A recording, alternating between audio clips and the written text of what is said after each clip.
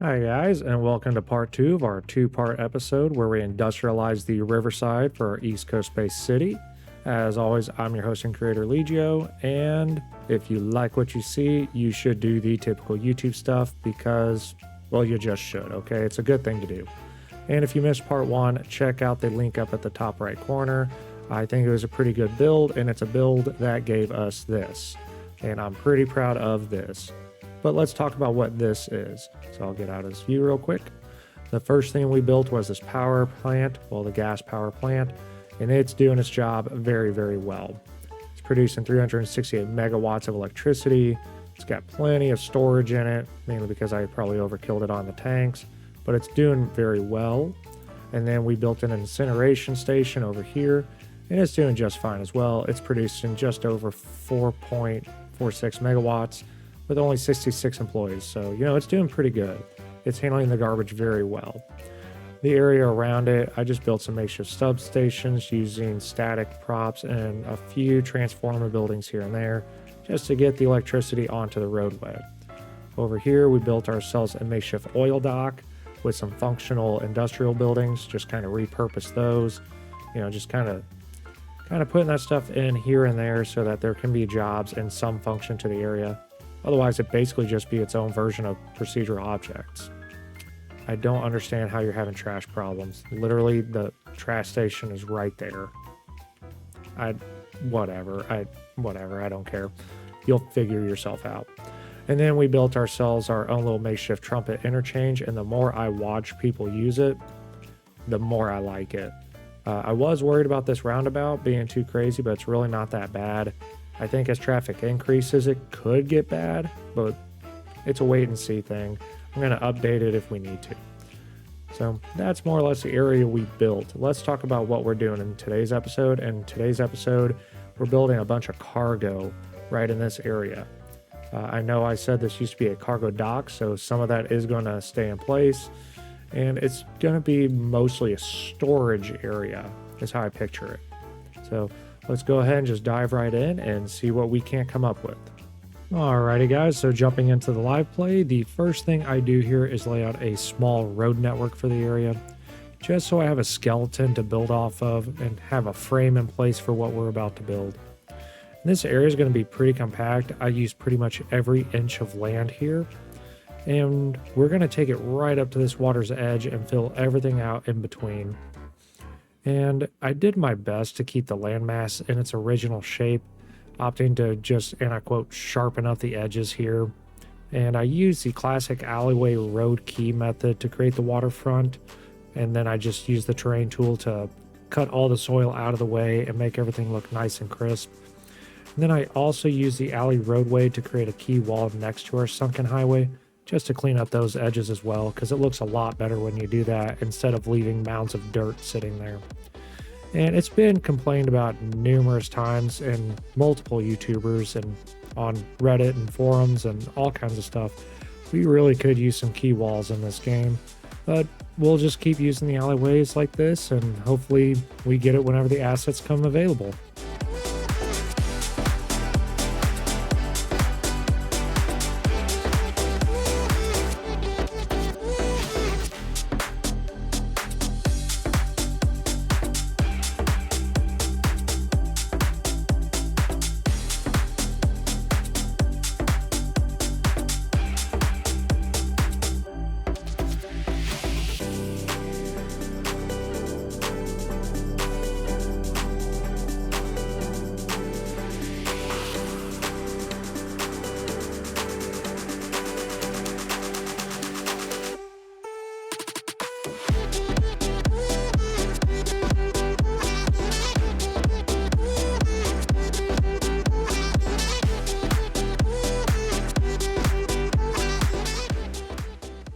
Then I go ahead and place down some industrial buildings by hand up here on this raised strip of land, looking over our sunken highway.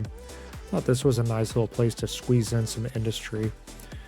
And these would be some of your older businesses that have just hung around throughout time. I picture these being small-time manufacturers that would have become staples within their area. A silly image that I have whenever I built this was these businesses would be the kind that would sponsor youth sports teams such as t-ball or soccer. And that's probably ridiculous, but I know I like having these small little stories that keeps the game interesting for me, and there's nothing wrong with a little bit of headcanon. But I do tend to go overboard with the detailing here because I really dove into the props and decals in the tabs here, and I was really focused on having each business with a small bit of detail work, hoping that I could blend it together and make everything look cohesive, and I think I did achieve that. I gave each business a custom parking lot made by hand, and it had to make sense relative to its size, and I did find a way to merge that with the alley running behind them. And when I first started this spot, I really wasn't sure how it would turn out, and I was a bit surprised at how everything did turn out, well, how well it turned out. So overall, I am happy with this space. It's nothing over the top, nothing too crazy, but these small little projects do add up and can create really large projects that end up looking a lot better in the long run. So I guess what I'm saying is a little bit of practice and elbow grease really paid off here. Also, a lot of patience went into doing this because the terrain did not want to cooperate and I kept breaking everything. The game crashed probably 3 or 4 times while I was just building this small little spot. So it tested my patience for sure.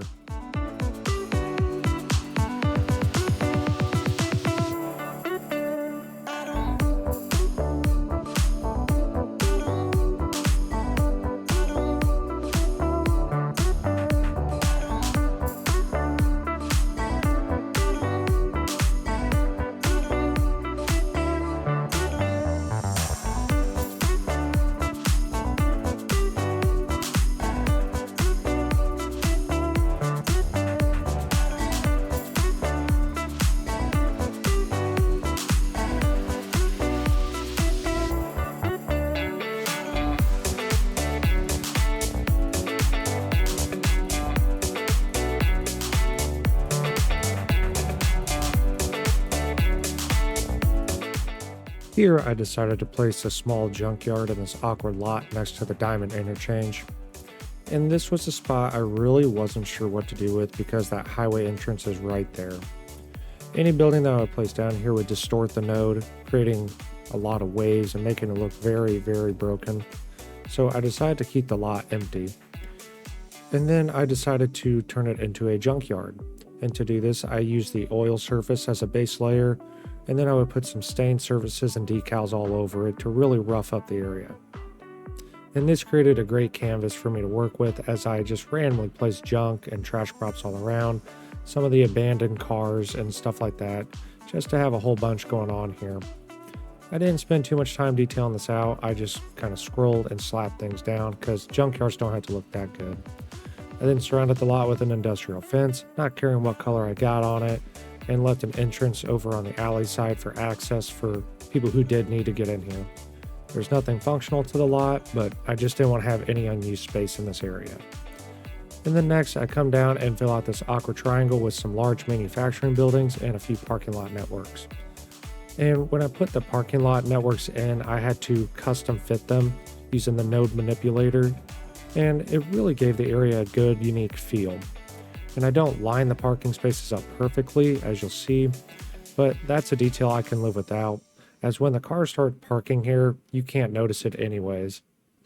So I lined up the parking networks and then connected them using our alleyways.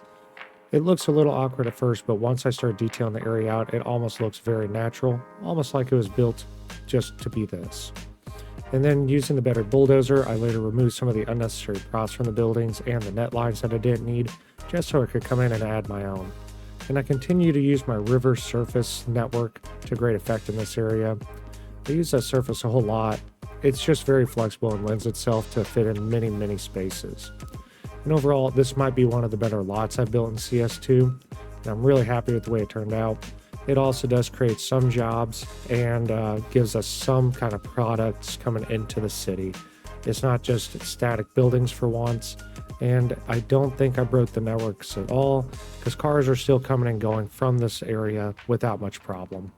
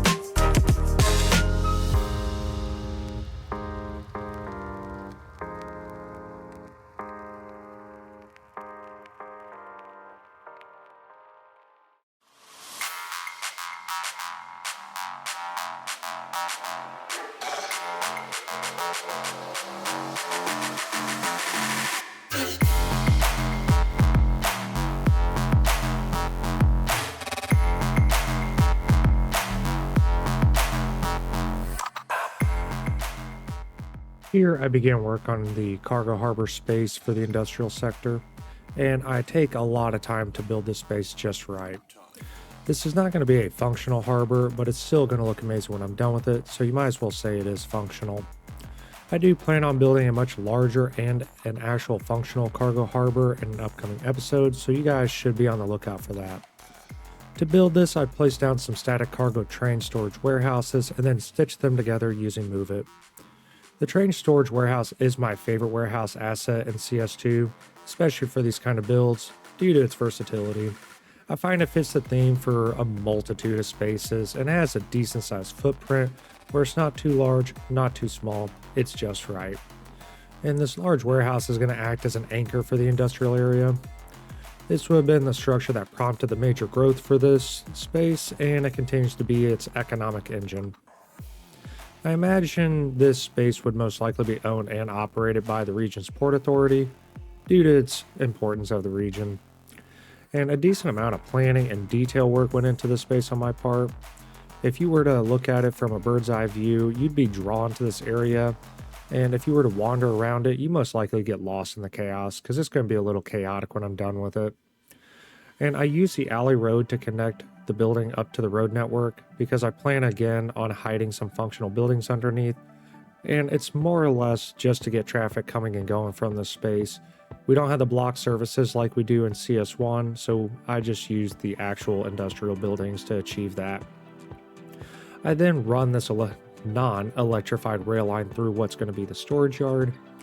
Again, there's no functionality to the rail, it's going to be purely aesthetic, but it does end up looking really cool, and that's what I'm about, is everything just looking cool. And with this building being a static object, I will add some props in and around it. I add some AC units to make sure that the workers inside don't overheat and fall over dead. And then I add some other props around it, such as storage tanks and various other things. A whole bunch of knickknacks here and there, just to add some realism to the space. I didn't want this to be blank and boring. But while I over detail this area, I think it'd be a pretty good time to do some of the shout outs from the last episode we got, because I didn't do it in part 1. So let's go ahead and do it right here. And the first one we have is from our good friend AssetsImporter, who comments on every video, so I appreciate it. And he says he doesn't know if he's actually seen anyone build a functional dam system before, mostly just one here or there for great effect, and he said it looks great. Yeah, I took a different approach to the dams. I didn't necessarily focus on their functionality, more or less the story of them, and I think they are working better than I anticipated now that they're getting better usage and more efficiency to them. So again, thanks for the comment. I look forward to your next comment.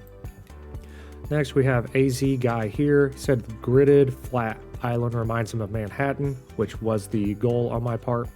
And the other lakes look like they could be upstate New York and maybe named after a cute small town in New York. The grid could be the downtown and all that.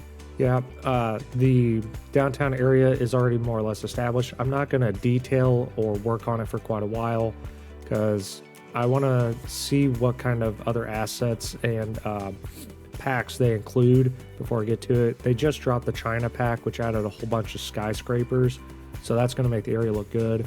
I didn't want to build that area until I had the proper tools to do it with, so hopefully that makes sense. But you're on to my theme here, sir.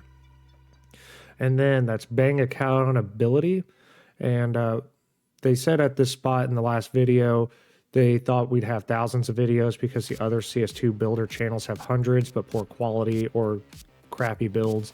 And I sound great, great production, awesome builds, and new subs would assume I have tons of videos.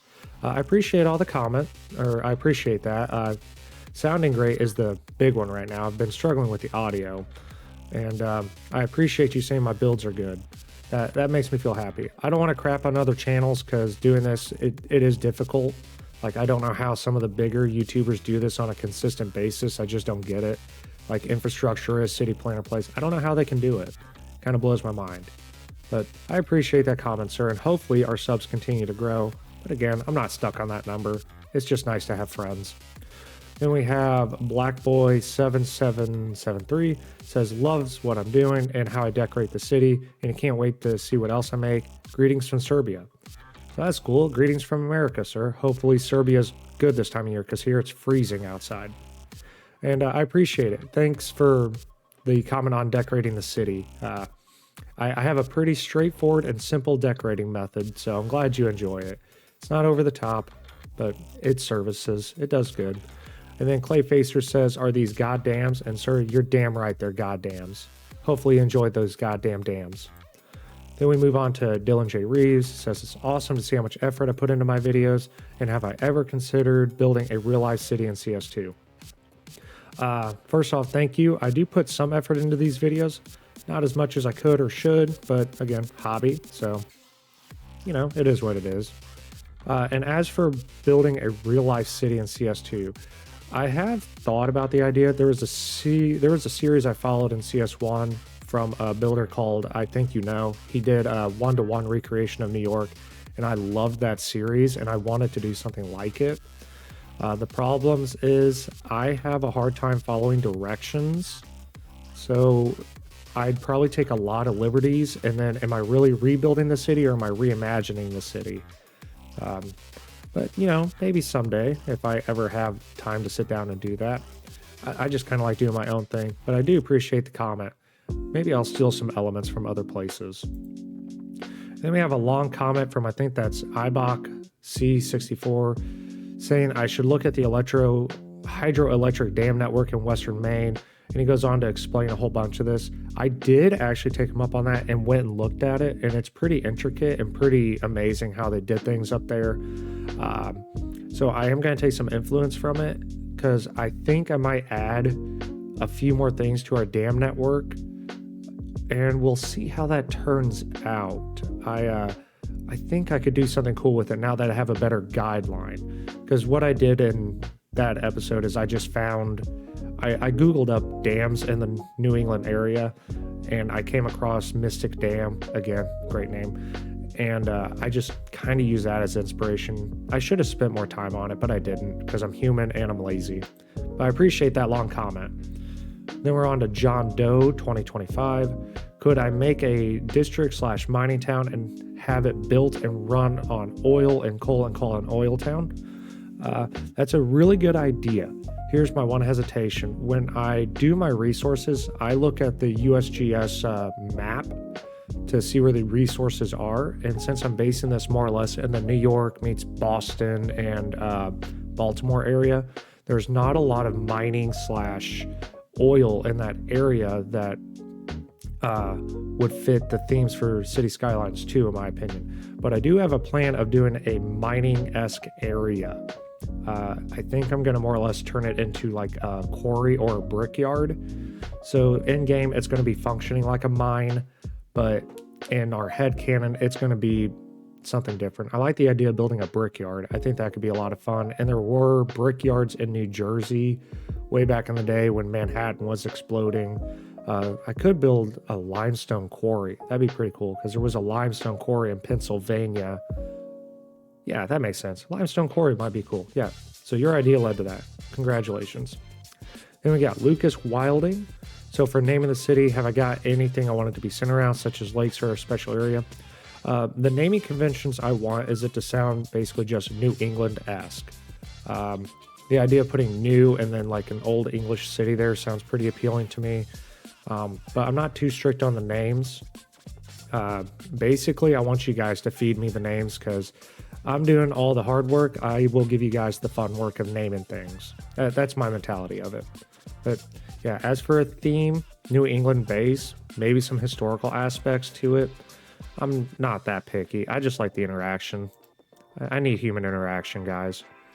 And then we have Ryan Babick, who said spraying trees with Anarchy on is questionable, and they're right. I learned my lesson with that. I'm human. I made a mistake. I went back and fixed it for the most part. Yeah, turn off Anarchy. And then we got Zamani85, says great build, no reason not to subscribe. And I agree, there is no reason to not subscribe, guys. If you're watching this and you're not subscribed, you should. It really doesn't cost you anything besides maybe an annoying bell icon every once in a while.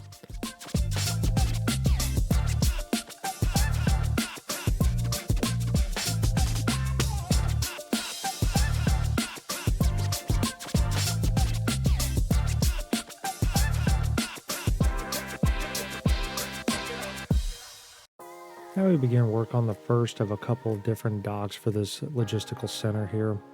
I placed down the static cranes and they look great. They're potentially a little bit bigger than what I wanted in this area, but they're going to be just fine for now. I also placed down a static prop from the cargo train terminal. I think that looks really good with the yellow cranes to move the containers around. And then I fill in the space with a whole bunch of different randomized container sets for the props. I did my best to line everything up, and there are mistakes here and there, but they're pretty unnoticeable when you zoom out, so I don't spend too much time with it. And then I go back to the tried and trusted method of surrounding everything with a fence, and I will fill in and detail the area with some surfaces and trees to make this area look a little bit better. I'll then continue the trend as I move a little bit further to the left of your screen, where I build a few more additional docks, and those I think look a little bit better than this one. We can consider this one kind of a trial and error, a practice round if you will.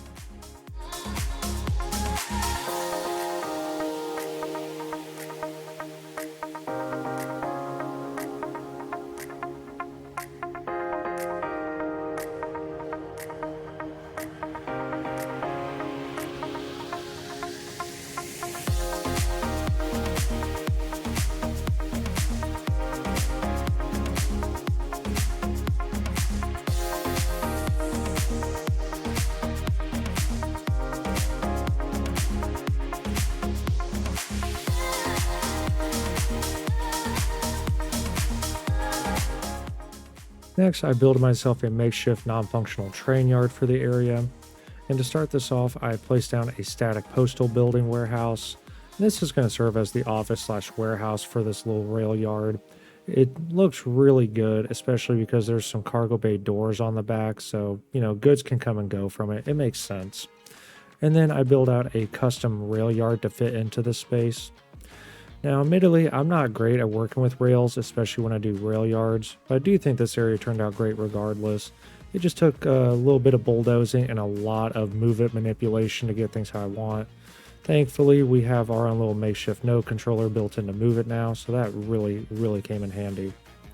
And with this being a logistics hub, you can always have more containers lying around, and they are pretty much the best space fillers for areas like this, so I kind of just go hog wild and place them just about everywhere that I could fit them in. And whenever you put surfaces and decals around them, they turn out looking really good. And speaking of surfaces and decals, I then spam a whole bunch of them into this area and make the rails look extremely run down in appearance. When I'm done with this, only God can save my FPS when I look at this space. But then what I do is I take a one-way alley to create an entrance to the rail yard. And I use the one-way alley to just kind of dictate how traffic is going to flow in this area. I didn't want it spilling out onto that main road, causing massive traffic jams, but they can enter from that road, which I think is a pretty good compromise. And creating this entrance allowed me to slip in even more buildings underneath it. We're just kind of cheating the game at this point, but that's okay. I can live with it. But when all is said and done, I think everything here really turns out great. I'm starting to get more comfortable with props, surfaces, and everything like that.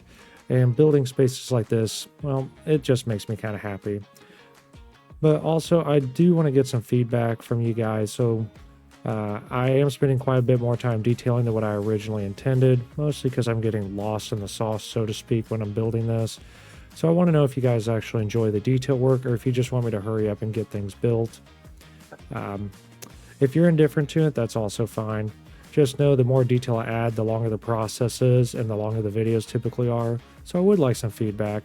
You're the audience. I'm gonna base this on what you guys want.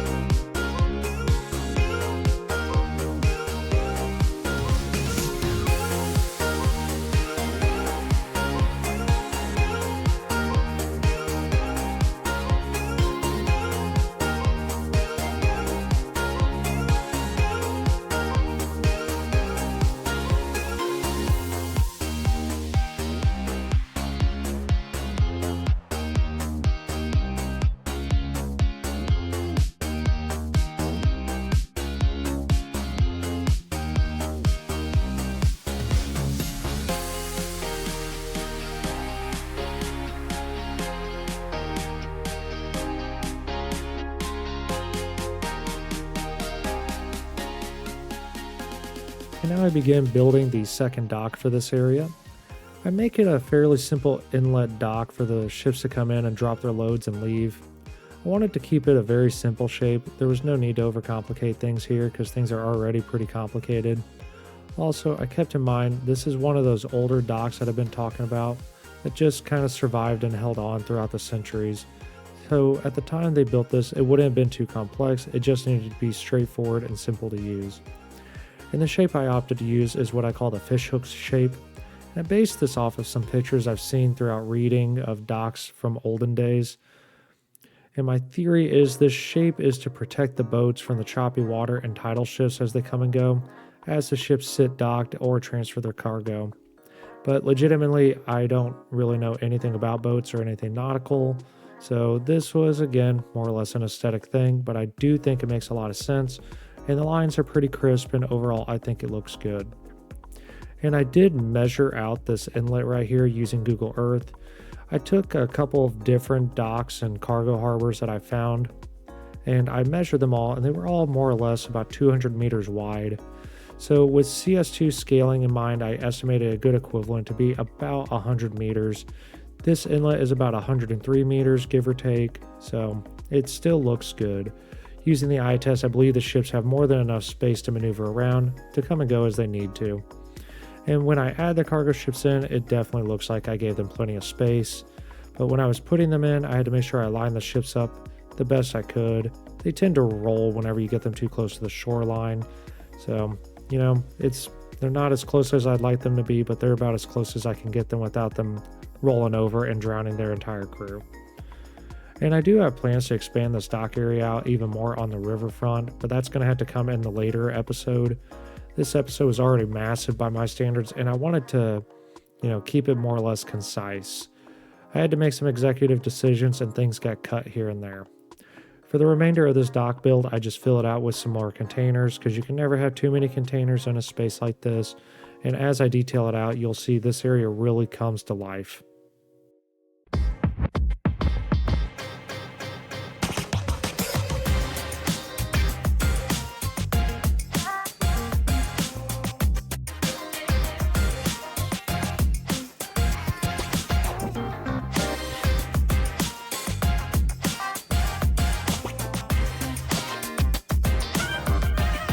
Y'all ready for this?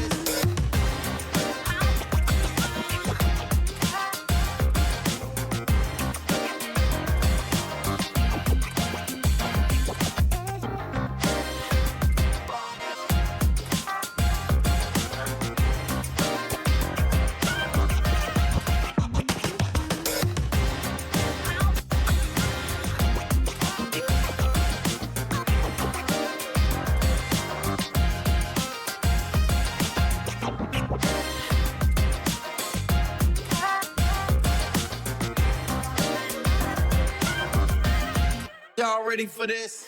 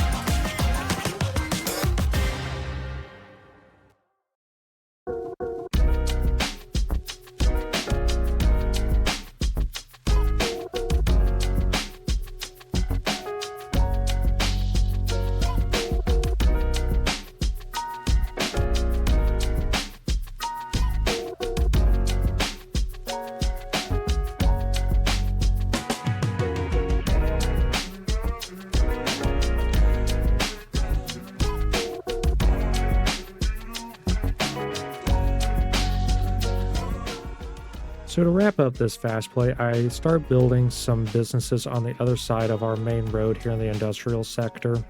They're kind of mirroring the businesses we have on the other side.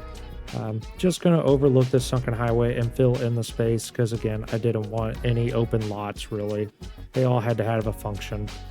And the first thing I put down is this commercial building, because even though we have zero commercial demand at this time, we're eventually going to get some.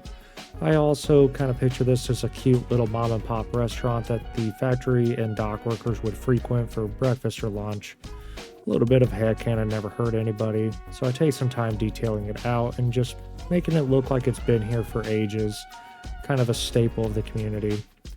I also played around with a surface tool that I've had for a while but kept forgetting to use, and that's the chevrons pack. You can find that up on PDX mods. I've had it for a while, but I kept forgetting to use it, especially when I'm building highways. I should probably start. I have a nasty habit of finding all these great assets on the workshop or PDX mods, saying I'm going to use the crap out of it, download it, and then never use it or forget that I have it. In my old days of CS1, I would have thousands and thousands of assets and mods downloaded, just breaking the game down and slowing it to a snail's pace. So I would clean house and then I'd end up re-downloading it again, because that's just the way I am. I don't think I'm alone in that. I think a lot of people have that problem. But this is pretty much going to end this part of the episode. I hope you guys enjoyed it. I know I greatly enjoyed doing this much detail work. It was kind of like getting back in touch with our roots of City Skylines 1. And while it's not the most over-the-top build that's out there for CS2 right now, I do think this can actually compete with some of the other content creators out there. Not that it's a competition or anything, but I say I win this round. Anyways, guys, if you did enjoy what you saw on the screen, I would greatly appreciate any YouTube typical support. And yeah, I'm just gonna kind of let things play out, and I will see you in the live play in just a few minutes.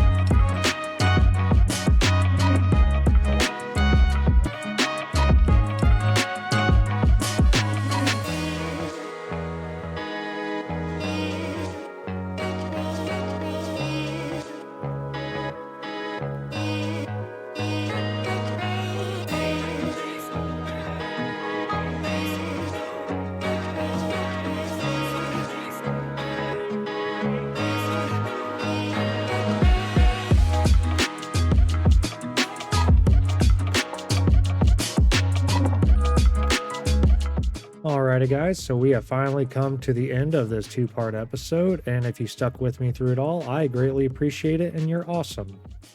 So in lieu of an ending cinematic, I figured we just kind of go over what we built in a live play. Well, a live talk about, I guess you could say. So let's work from our more recent edition here.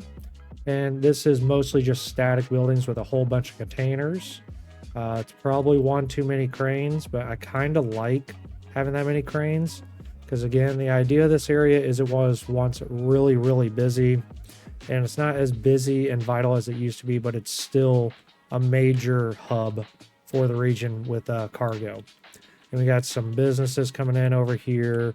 I've tucked away a few industrial businesses underneath our static logistics centers, so that's pretty cool. We got our crazy little interchange here, which I'm very, very happy with.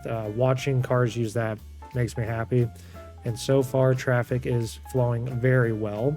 I have zero complaints on traffic just yet, and it doesn't look like any of the vehicle props we've placed down has broken anything. And then over here, this came in part one, which if you missed part one, you should probably skip back and look at that, because this is where we fixed our trash and power needs. and we probably went a little overboard with the detail work, but I like it. I like it a lot. I think this area looks really good. I think it's going to look even better as we expand out this way. So yeah, that's going to do it for this episode. I greatly appreciate you guys hanging around with me till the end, and I will see you in the next episode, which I promise is probably going to be just as big, if not bigger. All right, guys, you have a good day.